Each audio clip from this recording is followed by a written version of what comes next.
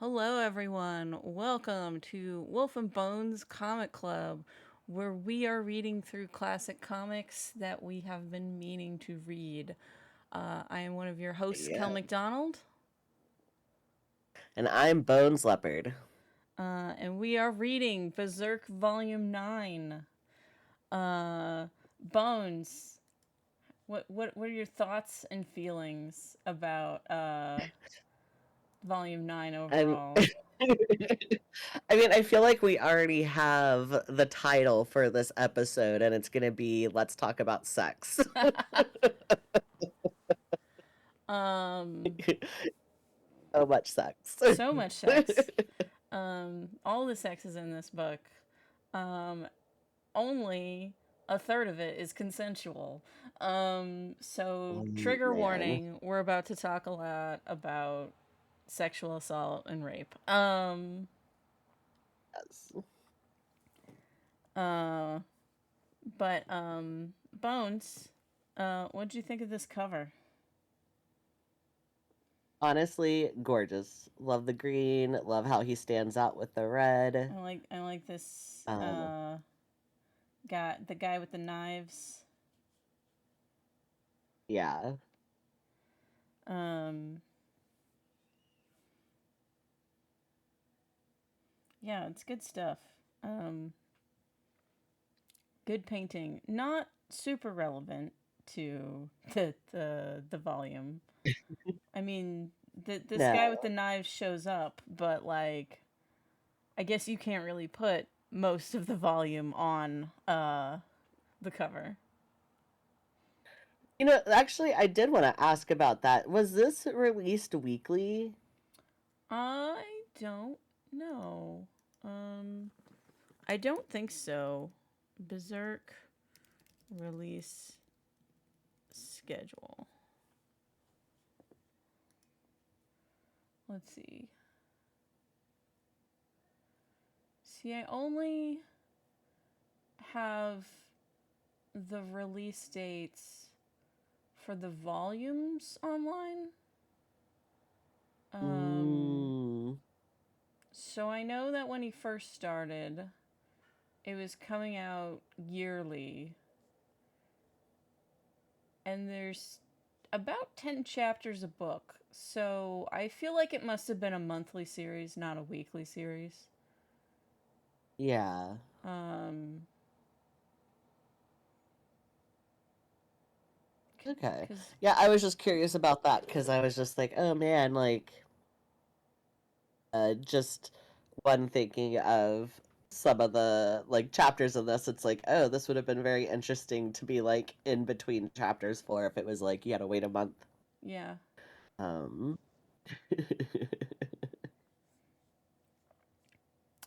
All right. but I was also curious because the cover art, since it is kind of like, oh, like I get it because you can't really draw the rest of the stuff, Yeah. but So we open up with a beautiful mountain setting. Um, I just wrote down my notes. Good mountains. good owl, very good I like the owl. way he rendered the like trees on the hill in the background, so you can tell like this is still a hilly part of the tree. This is still a tree part of the mountain, and then it's more rocky Yeah, up here. Um, yeah. and we get some contemplative guts in the woods, and him getting jumpy at little sounds. Um, He's alone. Being contemplative about being alone for the first time in like 3 years. And I like this shot that's just like empty blackness all around him. Uh, Yeah. the only light being his fire. Um, and then I wrote that he's a dumbass because he abandoned his family. He did. Yeah, that the flashback panel where he's like thinking about everybody he left, and I'm just like, You dum damn dum. it, guts. You dum dum. You dum dum. Seriously. And him thinking about his boyfriend. I like that, like, Thinking it's about the his boyfriend. fire, and then he thinks of Griffith, because, as you know, Griffith eats dreams. Yeah, he's the light that eats dreams. I do also like that we get Crocus being like, you could never become Griffith. Yeah. You'll never be cool as him.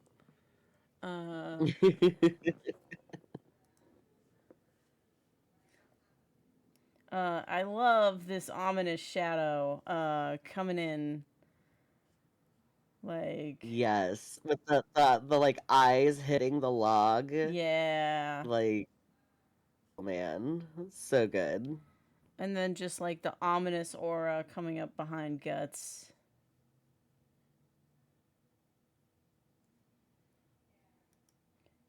Yeah, I do like his first thought is like, oh, is Is it this, gonna be Zod? you know, Zod? Because I like that he thinks it's Zod because it's clearly like connecting that this is a supernatural force rather than some other cool guy.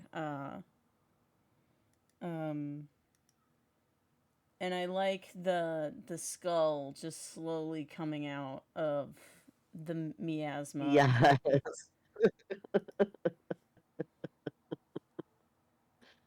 Oh my gosh. Yeah, the whole transition and just yeah. No, this definitely made me regret not drawing myself as a skeleton. You gotta update our profile pics. I really do. Um, Oh man, yeah, good so cool. skeleton, and I love that he calls him struggler. And he has this Yes. whole speech about like gears of fate, take heed. In his big warning, the eclipse is coming, Bones. We're almost at the eclipse. Yeah. Oh man. Are you ready? Yeah, because he said what it'd be a year. Yeah. You ready for the eclipse? No, I'm not ready, but we'll see. Are you ready for the torrent of madness, the tempest of death of which the human body could never atone? No. No, I'm not ready. I don't think I ever will be ready. I also really liked the fact that it kind of like the skeleton shows up, says what he wants to say, and then just kind of like But leaves also, mid-sentence. he's like, you were born in a pile of corpses. Yes, he knows him. You were born in a pile of corpses. And then I wrote Bones out.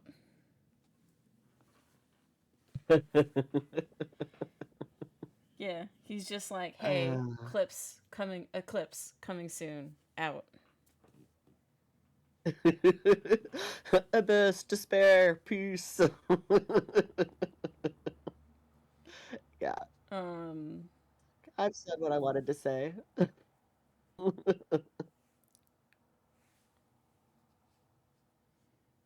He will be back.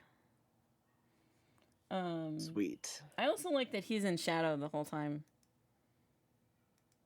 Yeah. Like, it's kind of the opposite of what happens with Griffith. Like, Griffith, they kind of make everything around Griffith a little bit darker, so it looks like he has a halo. Whereas this guy is always in shadow, so he's like always seems darker than the rest of what's around him. Yeah. It gives him that like ethereal, otherworldly kind of feel. Or ephemeral? Was that the word I'm thinking of? Yeah. Thank you.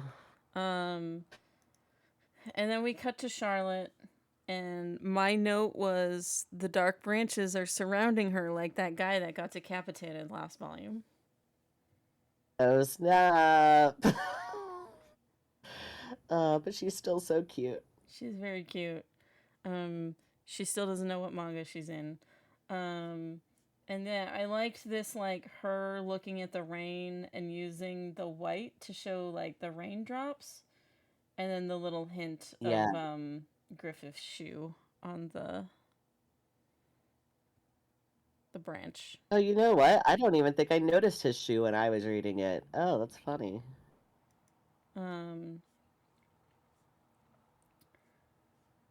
He's just be creeping. Yeah, my note was, I forget where I heard this quote. But it stuck with my head, so I really need to find the source. It's romance is creepy things done by the right person. So Oh, I like that. we know this is creepy as shit.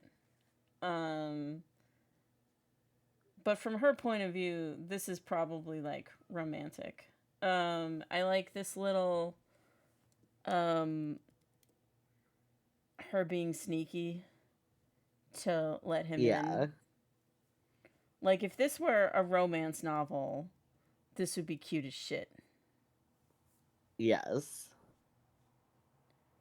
That's true. If this was, and it's like, and it's obvious that, she likes him and all that stuff, but, he just broke up with his boyfriend, so we know so he's on the rebound. Yeah. And then, he, like, again, this is really good at, like, towing the line of, like, if we didn't know Griffith better, this dialogue would be cute. Because it's like, oh, it's hard to balance out here. And then he apologizes for getting so much water on her floor. And for visiting so late. Yeah. I like that he's just drenched. How long was he out there being a creep? But if he like truly was like a gentleman, he's like listing all of the red flags of like, this is why what I'm doing is bad. Mm-hmm. The girls like red flags. When they're pretty. Yeah. And I like her crying into him. And I like that there's the puddles on the floor. Because he did apologize for getting everything wet. Oh, man. And then he kisses her. Which is the creepiest kiss. I think the key is that since her eyes are open, like, that is key. So you know how there's that famous photo of the sailor coming home and kissing a lady from World War II? Yeah. Someone pointed out details in that photo is that lady, like, has her hand clenched. So while we think of it as like a romantic photo, it's maybe not so romantic. Oh.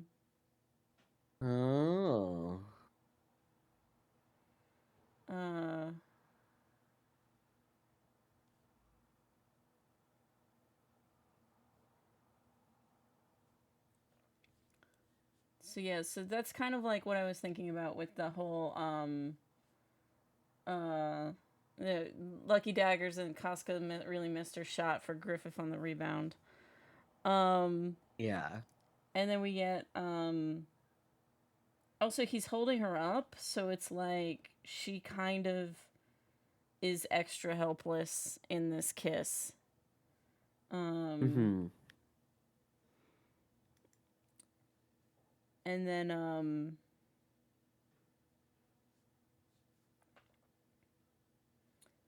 she starts to get into it. And he gets gropey. Sure does. And then my note on this was no means no, Griffith.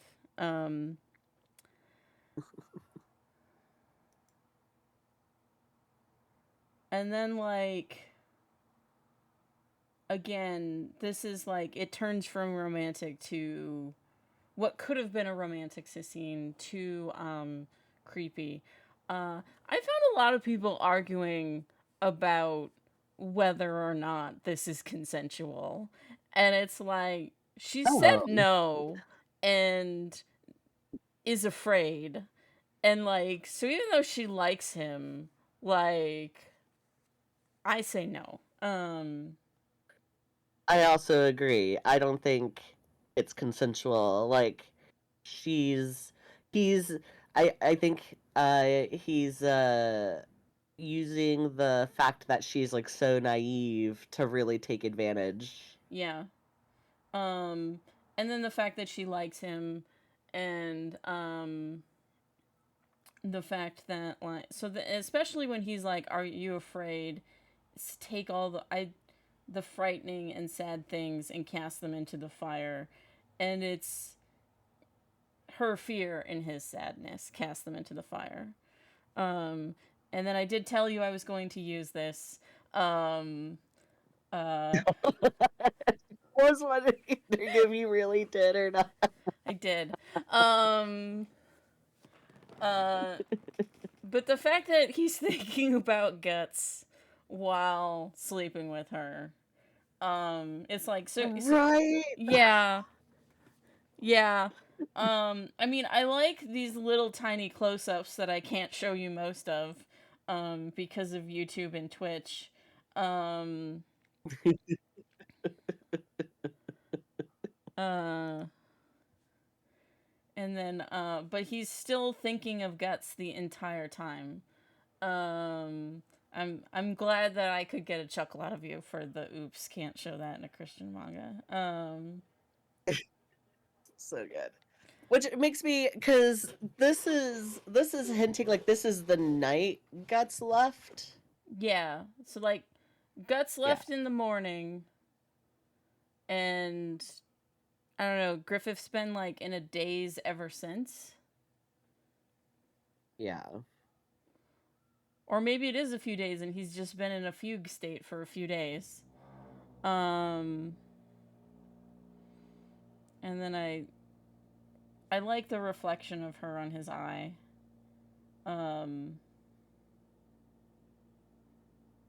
then I like the maid peeping. Yeah. Oh, that maid. Like, she hears the creaking. She's like, wait a second. Um, and this is not the loving afterglow of a romantic scene. I No. like sort of the shine of how sweaty they are. But also, like, Griffith's reaction to having sex with the princess is very similar to the reaction he had to sleeping with the pedophile guy. Yes. And I like the black all around him. It mirrors Guts's black. True. Um,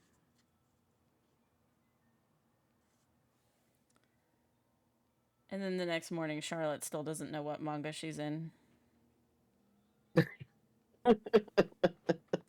Oh, poor Charlotte. Yeah, poor Charlotte.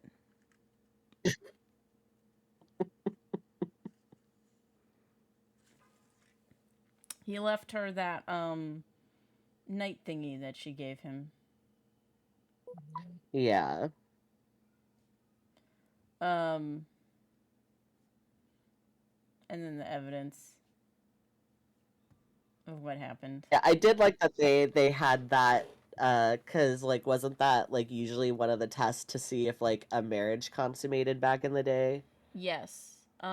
It's also still fairly common for that to happen for people's first times.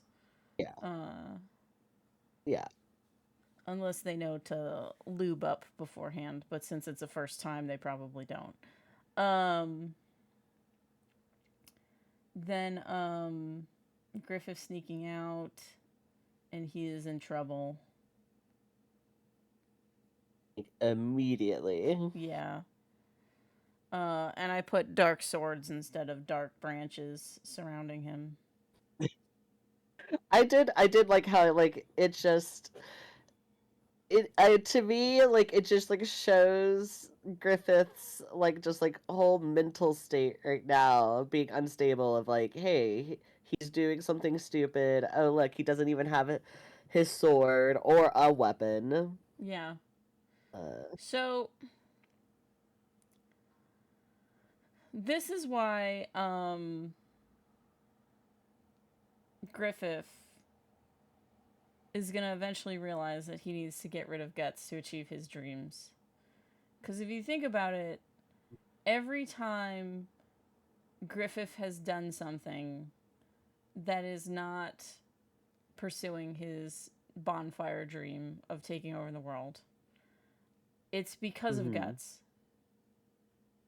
Like, he went back for Guts multiple times when he shouldn't have.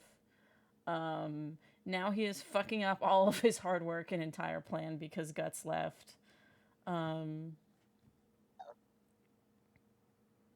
Griffith is just, he I mean, can't. Guts makes him human.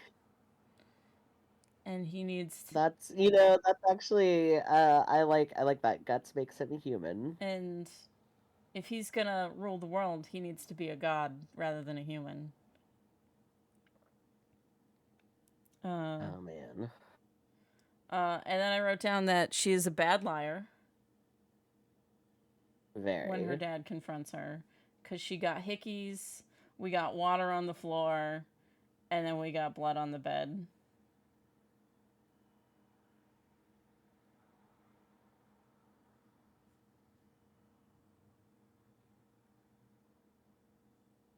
I like the And lighting. the dad is pissed. Yeah. I love the lighting on this.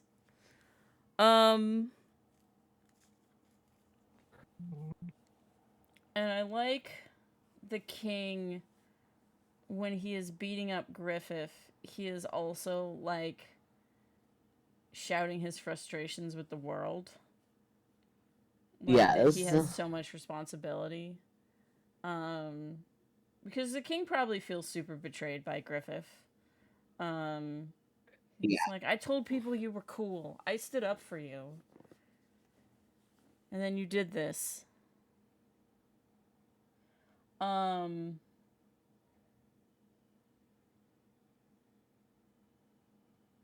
And Griffith basically telling the king he sucks. Yeah. Griffith is really out of it. It's just, I think that was like one of the things where I guess even from my point of view and their relationship and stuff, I was just like, man, I don't think anybody would have thought Guts leaving would wreck Griffith this much. Yeah. Yeah. Because he just doesn't Where he care. becomes like, he's just doing, yeah, exactly. Um, Beautiful panel. yeah, beautiful panel. And then we Handsome. got weird torturer guy. Oh, also Griffith, Yeah. like, says that the king wants to fuck his daughter. And that feels kind of Yeah. out of nowhere. And then I didn't save any panels from the next sex scene in the book. Because that Yeah. felt like, out of everything that we've read so far, as brutal as Berserk can be, that is the part that feels gratuitous. Like, this is the first time I'm like, this, we didn't need this. Yeah. No, I 100% agree because I don't know, it was just like this like whole setup of just like, him being like, he's a dad who really cares about his daughter, but it didn't really need to like, like he could have just been go. overprotective and also feel betrayed by Yeah. Griffith. And it would have Yes. achieved the same thing. And like Scarlet being not wanting to talk to her dad and being mad at her dad, he doesn't need to sexually assault her to do that. What should have happened, like, they could have very easily achieved the same thing if she just, still not realizing what manga she's in, thought her and Griffith were like star-crossed lovers, and her dad is the villain trying to keep them apart. Yeah. I do like this Griffith fading into the darkness, because his fire is going out. He's in shadow now for once. It's not his dream anymore. And yeah, this is the only part I saved because I did think that this was nice drawing on her dress. And yeah. And I feel like him being this part, I didn't mind this one. This body was touched by his tongue and his fingers, like him feeling like she was defiled. I feel like was fine, and it should have ended there. Agreed. 100% agreed. And then yeah, I like this light shining on him while he's all beaten and tortured, and we got the demise of a dream.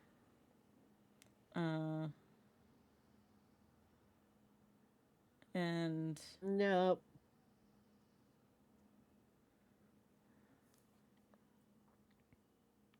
Oh, I also wrote down I've made a huge mistake. The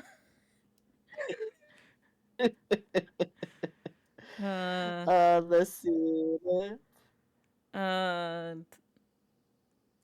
So I do like that the bros miss Guts when they're all gathering. The guys are like, we miss our dude. Everybody misses everybody Guts. but Crocus. Crocus is like, Guts, you can never be Griffith. Crocus, you can never be Guts. He knows, that's why he's mad. Yeah.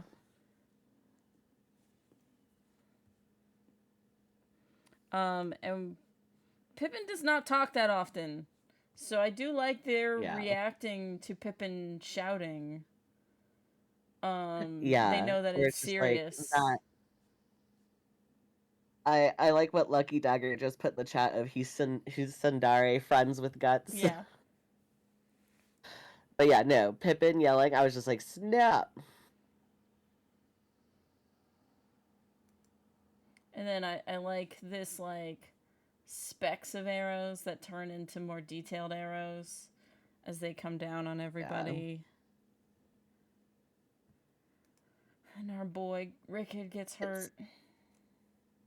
It's just, to me, it's like, it like really emphasizes like how horrifying all of this is. Like, because I feel like it'd be so easy just to be like, oh, they're shooting arrows, now everybody's dead, but the pacing he does with like the little strokes, and then it's like all of them looking up, and then it's arrows, and then they're all getting hit. I don't know. It just, to me, it like adds to the terrifyingness. Yeah.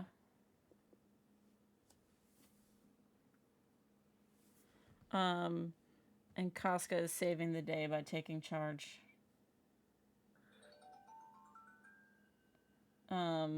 Yeah.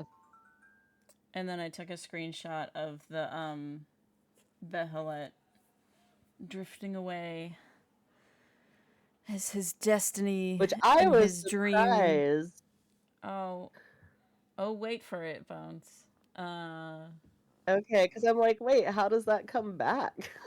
Destiny. He'll find it. Destiny. The Behelit will find him. And then we cut back to Guts at a tournament having a good time. I like this nobleman's face. He's like, I thought he was really cute. You know what he reminds me of? What? In Disney's Robin Hood, when Bear Littlejohn is disguised as a noble. Oh, yes! Oh my gosh! That's what, like, because it was just like something about it made me happy, and I'm just like, I think this is adorable, and I love him. He's totally Little John as the fortune teller. No, it wasn't the fortune teller. It's because there's another part where he's disguised as a nobleman. I'm gonna send it to you. Oh.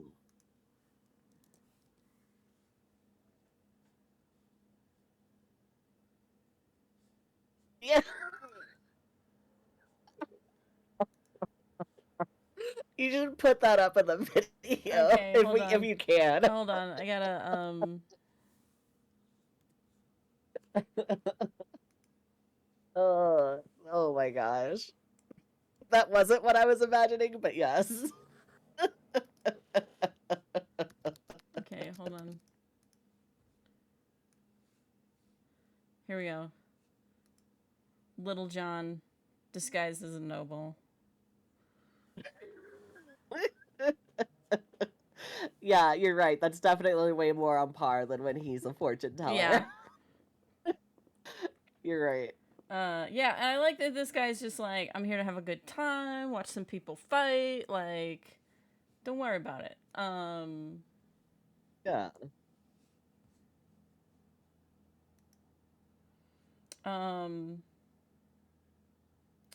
I think this guy's first fight was the only time where I had a little bit of a hard time following the fight. Yeah.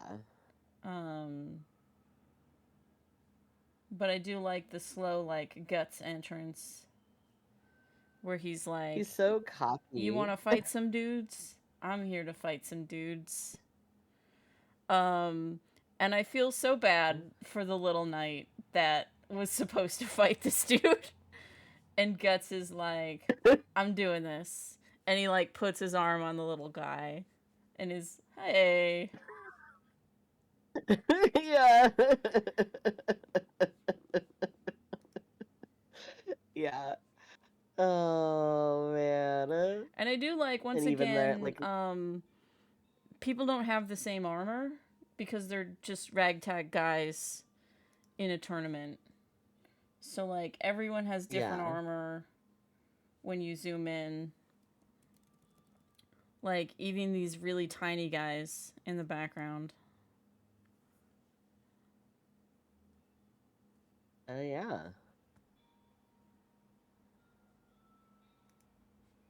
It's a tournament. I do like that. You know, actually, look. Okay, so the little guy whose part he took of is the stuff on his helmet. This entire time, I was thinking it was like goblin ears, but it's supposed to be horns, isn't it? They're just downward horns. For some reason, this whole time, I was like, it's little elf ears. No, they're little horns. Okay.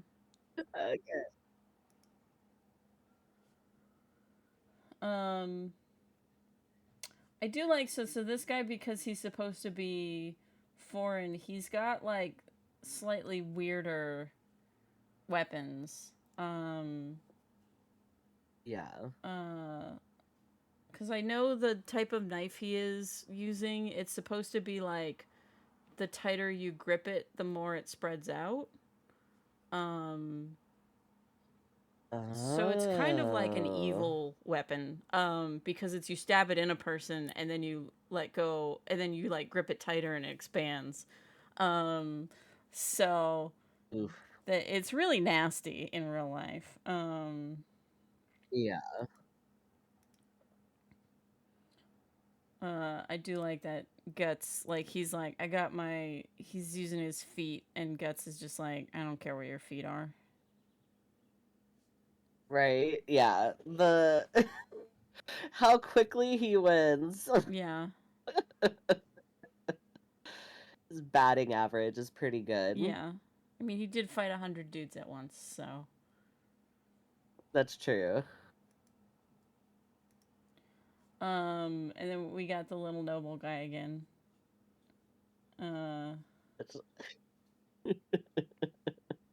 And Guts realizes they're after Casca. It's just like, wait, the Band of Hawk and their woman boss? Casca? What happened to Griffith? Where is his boyfriend? Exactly.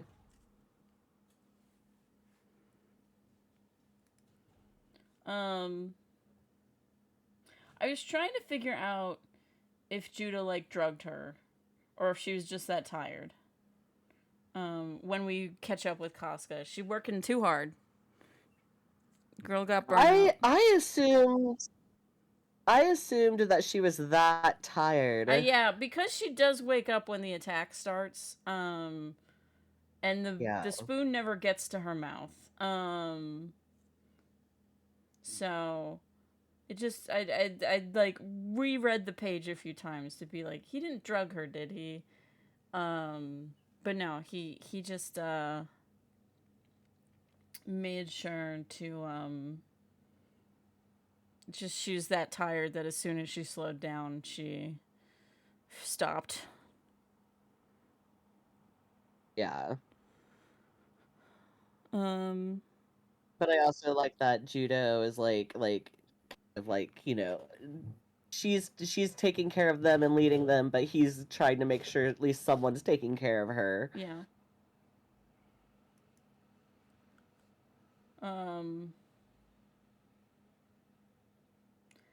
And I like that, like, Crocus is being a downer, and it's like, then why don't you just fucking leave? Right? I did like Rickert being like, just go. Just fucking go.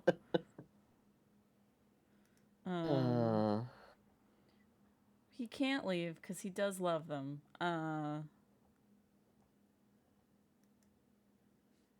And we get a fun little acrobatic fight when the knife guy comes to fight Casca. Yeah, really liked him fighting her. I felt like them fighting was easier for me to follow. Yeah. And you're enamored with her whoosh. Yeah, I was like, oh, she's so cute. I love her. I thought she looked really cute. So Casca admirers. We got Guts, we got Judah, and we got Bones. Yes. Very much so. And then we have Guts to the rescue. Yeah, I did. I did like the literally what he kicked the guy. Yeah.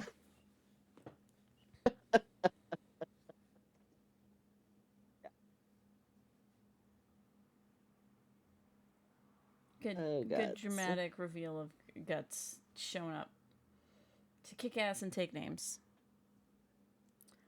Yeah. And then his fight with the guy is just him fucking with him. Like, that was my nose. He's like, you're just playing around. Yeah, when he caught the rings, I that actually surprised me because I'm not used to Guts.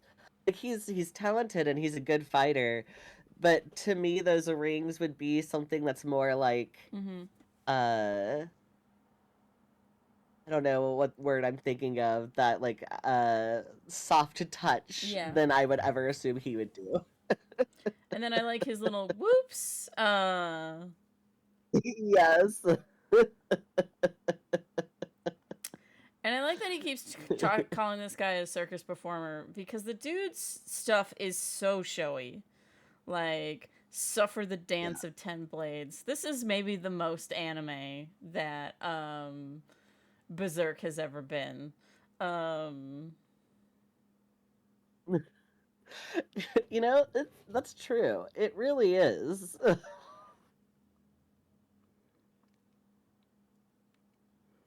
And then the whole gang's back together.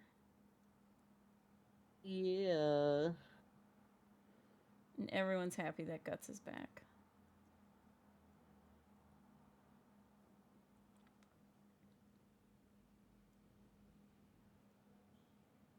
Everyone but Crocus. Yeah.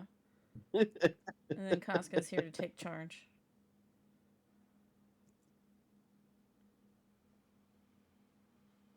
And we get some backstory. Or they fill in Guts on what's been going on for the past year. So Bones, they were told it's a year to the eclipse at the beginning of the volume.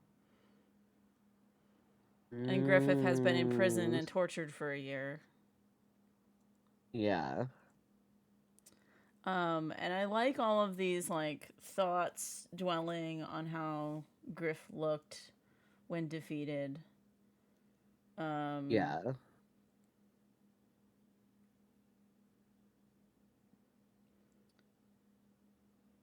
And I do like Crocus being like, "Don't let it go to your head. It ain't because of you." I loved that too. Because that's like a dickish way to be like, "It's not your fault." Yeah. I speak asshole. I understand.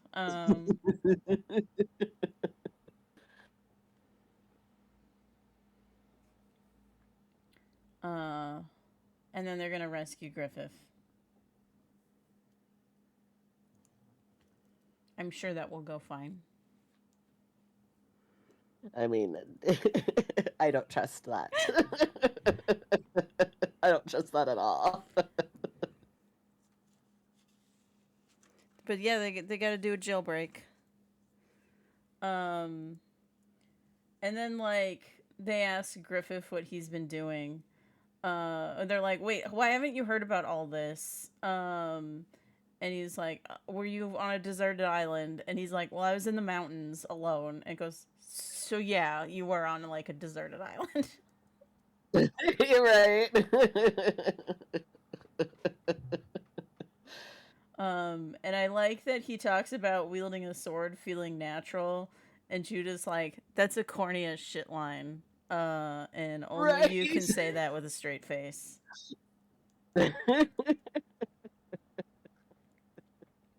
It's like, okay, yep. And Casca needs to yell at him again. Always. I love the waterfall behind them. Yeah. And, like, honestly, the scenery, like, beautiful. Absolutely beautiful. Beautiful, this whole scene. This whole scene that I couldn't save pages for. So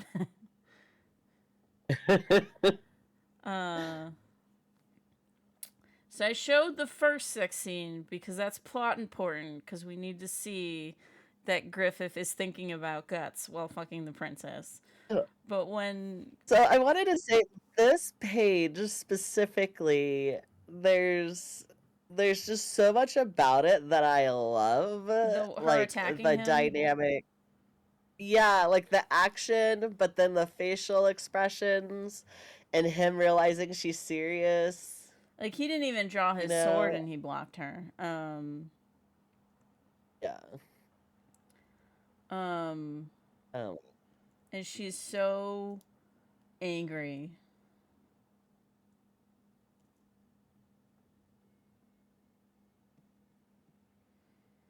And unlike Crocus, she's like, "It is your fault, Guts. You ruined everything by leaving." And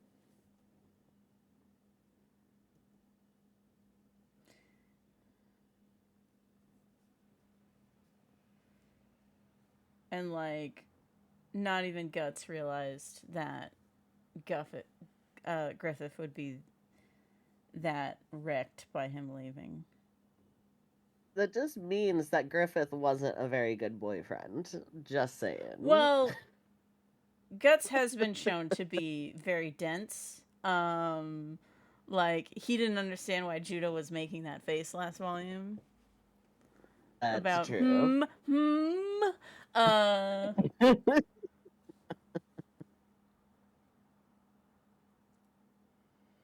And I like her being like, "You're such a dum-dum." Yeah.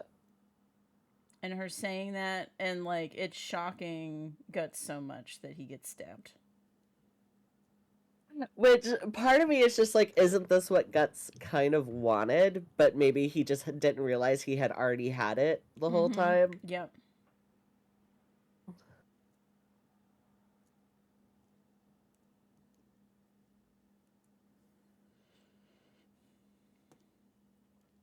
And I like her also talking about how Guts made her realize that she was lying to herself about wanting to be Griffith's sword.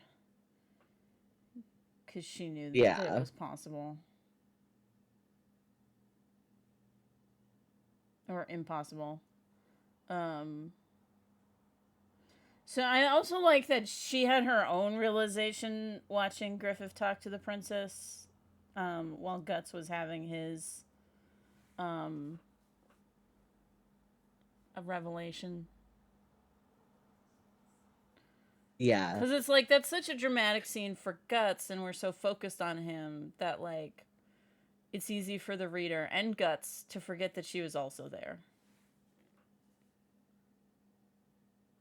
No, that's true, because, yeah, that's where he was having his moment, and it's like, oh, dang, yeah, obviously we're not going to get her point of view unless we see it, like, you know, get it from the comic, but now we are. No. And so she's like, I lied to myself about I could be his sword and be indispensable, but I also couldn't have done that because you were there. Guts was his sword.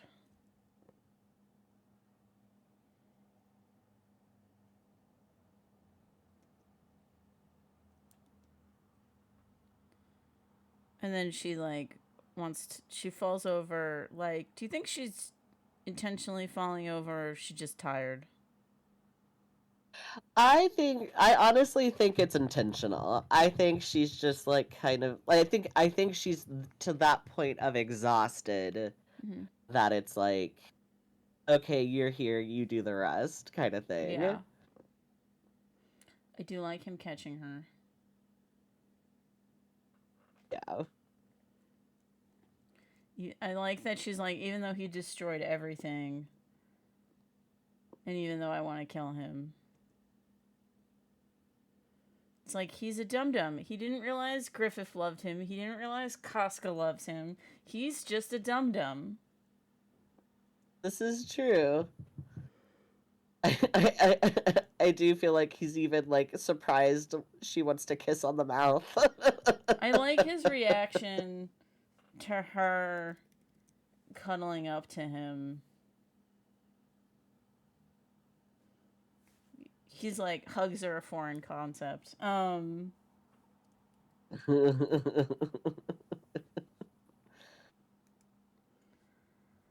I like he's still gentle. These really close up them slowly getting to their kiss before pulling out. Yeah. Yeah, honestly, really love this page where it was like, wow, if you take this page out of this comic, it's a different genre. He was influenced by shoujo manga, as we've seen from whenever Griffith has rizzed up Charlotte. I can definitely see that. And then we have them comparing scars. I like this, like, scar show and tell, because it's both literal and metaphorical. And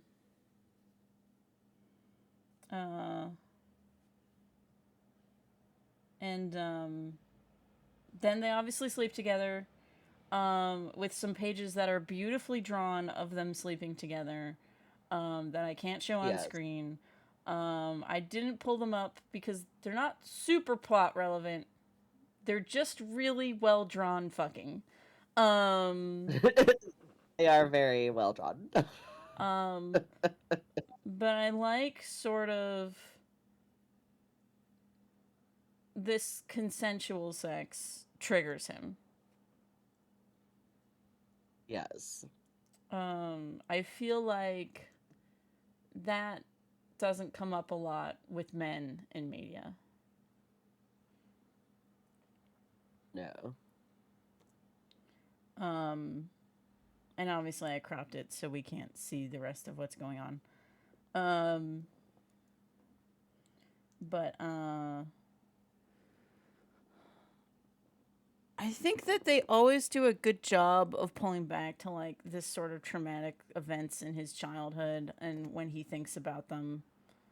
Um,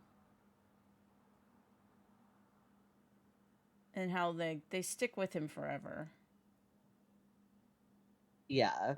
Where it's like, this guy has done so much in his life and has so many other things, but this trauma is going to stay with him. No, I agree. Yeah. I do like how, and then the fact that he is having, consensual sex, but it reminds him of when Was he assaulted, couldn't. yeah. Yeah. And then him this is the first person he's told about him killing his dad.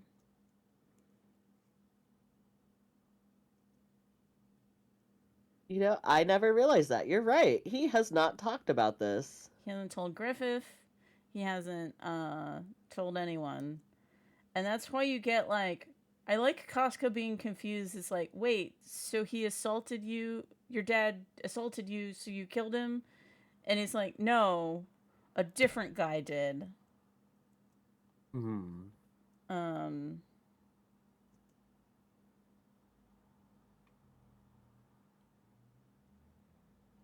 and it's kind of like it's all coming out at once. Like,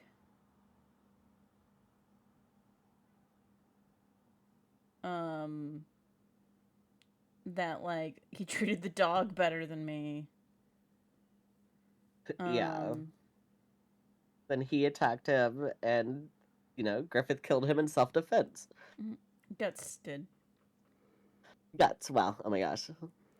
Yeah. Yeah. And I like her sort of hugging him after. And I like that she's like, now we're even because I told you all of my trauma dumping. Yeah. And now you've trauma dumped.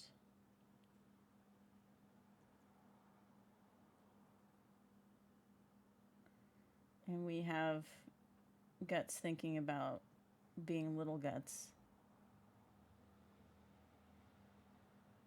I thought it was like a nice of like, oh, like him, like an actual nice moment from his childhood kind of thing. Yeah.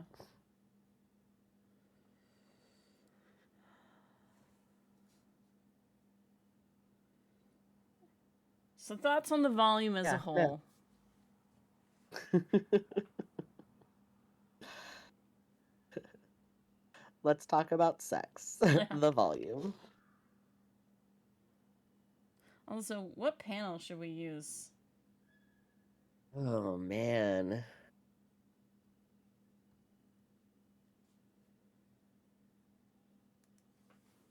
Yeah, I was like, flip through them. I mean, part of me wants to say the Skeleton Knight. Yeah. Just because he's so badass. But so much other stuff happens in this volume.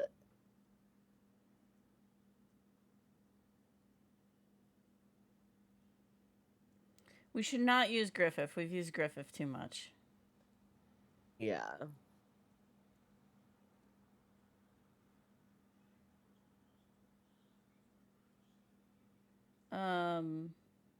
What about this one? Princess Charlotte looking out the window. Oh. Yeah, no, that's a good one. Especially with the branches framing her. But yeah, so thoughts on this as a whole as everything came crashing down?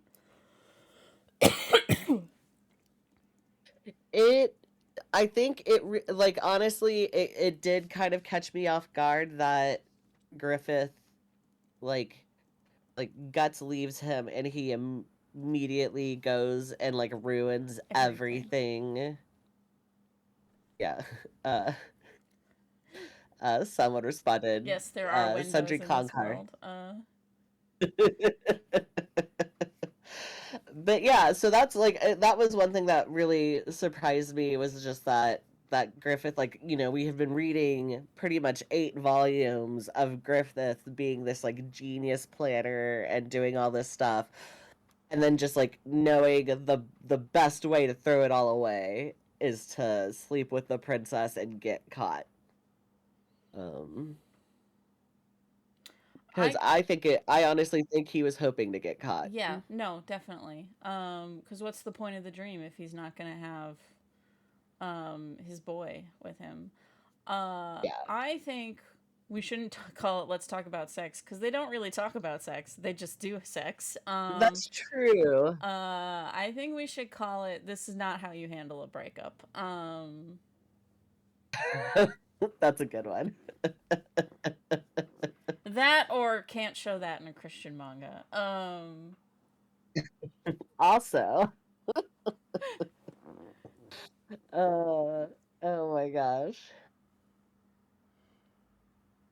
But yeah, I do feel like every single volume, his art gets better. Just everything, and you can see his inspiration with like the shoujo, but then see how he inspired so many other artists. Yeah. I'm really enjoying this, What so I'm really worried like, about this eclipse. What stuff do you think inspired other artists so far in this? Like this volume in particular? In this volume in particular, I kind of feel like I'm gonna there's a specific moment. I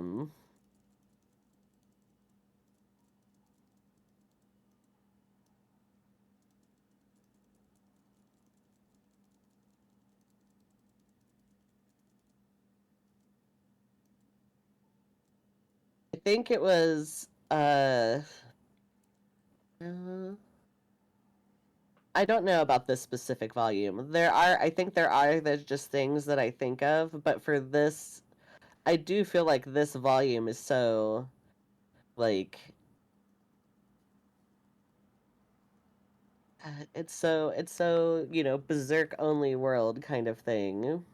So, this volume has a lot of, do you know about the video game Fear and Hunger? No. That is a video game that is torture to play. And the creator of said video game does admit that Berserk is a big influence on him. And there's a torturer guy in it who is basically the torturer that's torturing Griffith. Like almost the same design. I'll send you Super Eye Patch Wolf's YouTube video explaining Fear and Hunger. Because there's more to it than just that torturer guy. But that torturer guy is like 1-for-1. Oh, you just use the torturer. There's a girl in it that's very much Casca. And there's a person you need to try and save who's basically Griffith. Interesting. But yeah. So I know that around what here is when a lot of the stuff in that game is pulled from. But next volume, volume 10. What do you think each of these chapters are about? I'm there's an ad on my screen right now, so I have to wait for it to. Oh, there we go. First chapter. Yeah. Sparks from a sword tip. Oh. Huh. That's the sparks from a sword tip would be like what, a sword hitting armor, or I guess so.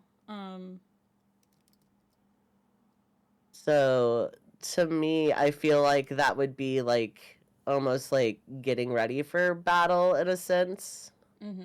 That's what I'm gonna say, is getting ready for battle. Okay. Infiltrating Windhelm. Windham. Oh, okay. That's them breaking into the prison. Festival's Eve. What was it? Festival's Eve. Okay. Oh, so would this be... Are they having a festival for the eclipse, or is this... I know this is leading into the eclipse, but is it close enough, or... The eclipse is in volume 12. Okay, so we have 2 books. Okay. The eclipse starts in volume 12 and goes through volume 13. Okay. Well, so then Festival's Eve, I feel like would be they think they've succeeded, but they're not out of the fire yet, kind of thing. Mm-hmm.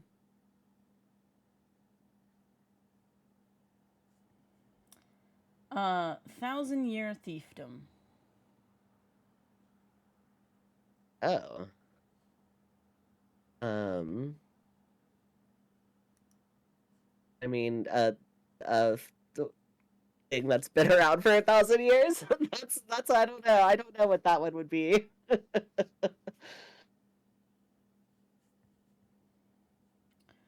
Yeah, I have no idea, unless it's like Reunion the demons in the or something. Abyss. Oh, okay. Reunion in the Abyss is... Oh man, is Zod coming back? I feel like... Ooh, okay, either Zod comes up again, or that's where Griffith finds his necklace again. Then A Way Through. This is them escaping the castle, finally, maybe? And then, we have Baraka, which you're not gonna guess. That's a bad guy name. Okay. I'm just gonna let you know. That's a bad guy name. And what's the last one? Flowers of the Stone. Flowers of the Stone Castle. Oh. Well, that kind of makes me wonder if this ends with Griffith. Oh, but it's been a year.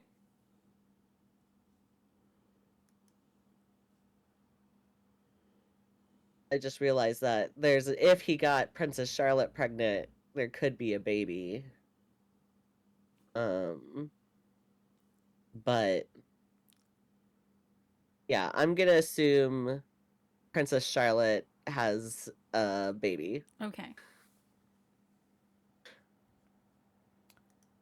So there we go. We got, you're guessing, break-in, party to celebrate, they're not out of the woods yet, Princess Charlotte has a baby. Yes. All right. Gonna remember all those things to bring them up next volume. I don't think I've ever been close. Yeah. I mean, when we get to volume 12, there is a chapter that's just called The Eclipse. So you'll know what that's about. I don't know. It could be about anything. But thank you, folks, for watching. Are we meeting up next week, or do you need to do family stuff? No, next week we're good. Wait. No, next week we will not be meeting. Okay. It'll be the week after. So week after next week. So that is May 15th. We will talk about Berserk Volume 10.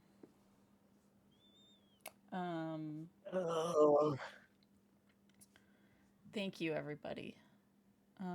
Yes, thank you. With us. Have a good one.